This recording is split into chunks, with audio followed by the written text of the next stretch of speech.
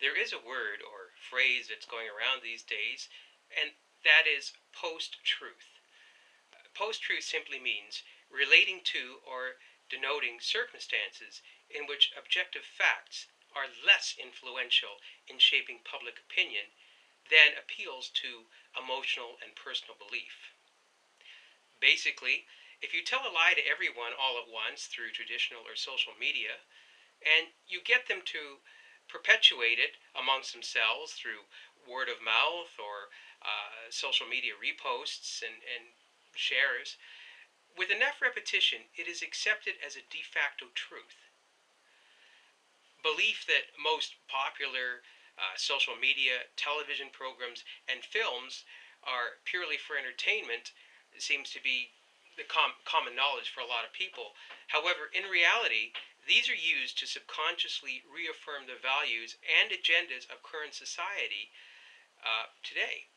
Examples are war films, for instance, are released during war and post war situations in real life to garner support for the troops or garner support for the particular mission at hand. Civil rights films are usually released coincidentally during social unrest, where there's a lot of picketing or there's a lot of concerns for various social justice, social rights issues, and of course they're filtered and they give a certain version so that hopefully mass opinion will be in a certain favor in a certain direction. Law and order films are usually released at the height of government mistrust or domestic security issues in the hopes of trying to get people to support those particular things. And conspiracy films usually are released during major unrelated closed door policy changes that typically to, you might say, draw one's attention away from things that are going on so that certain things may be passed without civil unrest or social protest. Social messages are promoted typically through fictional drama in film and in television, and this stimulates emotions on a conscious and subconscious level, in that this bypasses the ability to reason and apply logic. Thus, subconsciously, one would accept fiction as fact or common knowledge.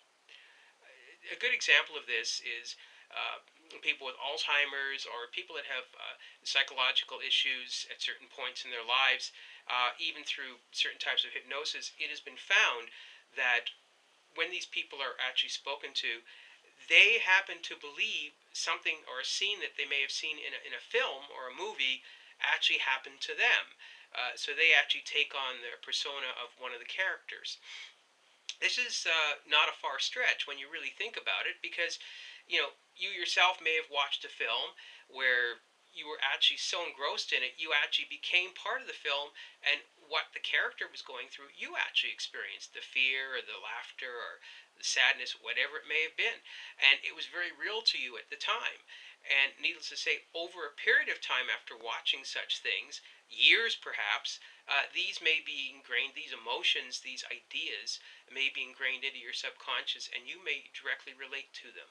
And that is basically how we get fiction being accepted as fact or something that actually happened to you when it really didn't. Or ideas. The idea of taking an idea that is not founded on logic or fact or a belief, and simply putting you into the emotional state to receive it and plant it subconsciously. Now, I'm not a conspiracy theorist by any stretch of the imagination. As a matter of fact, I try to debunk a lot of conspiracy theories. But you have to consider these things. There are a lot of people and groups out there vying to influence your perception of what is real and what isn't. There's governments, there's corporations, there's political and social activist groups all vying to shape your opinion, shape what you believe to be as fact versus fiction. It is in their best interest, of course, to get you to get in the habit of running on your emotions, not fact, logic, or reality, because they may have one of those slippery slopes. Consider this, though. 37% of Americans take behavior modifying drugs. That's prescription and non prescription. So, when your behavior is modified, and some people genuinely need these, Your ability to make decisions or tell the difference between reality and fiction is kind of blurred in certain ways. And people would prey off that by putting various types of subliminal and meta messages and things. When you consider also that 16 minutes of every hour that a person is awake, they are subjected to consumer advertisements, stimulating a want or stimulating the idea, the emotion of wanting to belong or to spend more money on this, that, or the other thing. As well, media filters information that doesn't alienate its advertisers, or rather filters information that won't alienate their advertisers, or the regulators for that fact, and they use emotional headlines to stimulate and retain viewers. Social media networks create synthetic, filtered, and controlled bubbles that 78% of the population is actually in. And so therefore, this explains why a lot of people are more in front of their screens and in whether it's a touch screen or a computer screen, rather than getting out and meeting real people.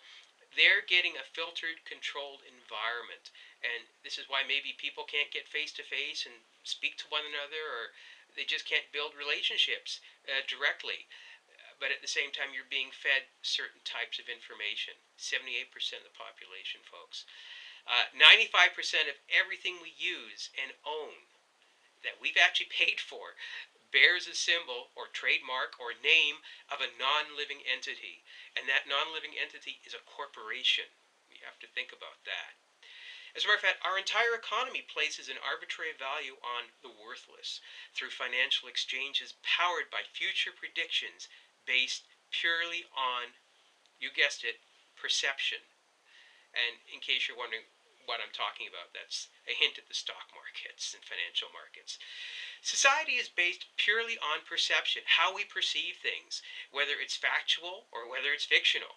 And we've actually been that way since about 1864. I ask you to consider this, and thanks for watching.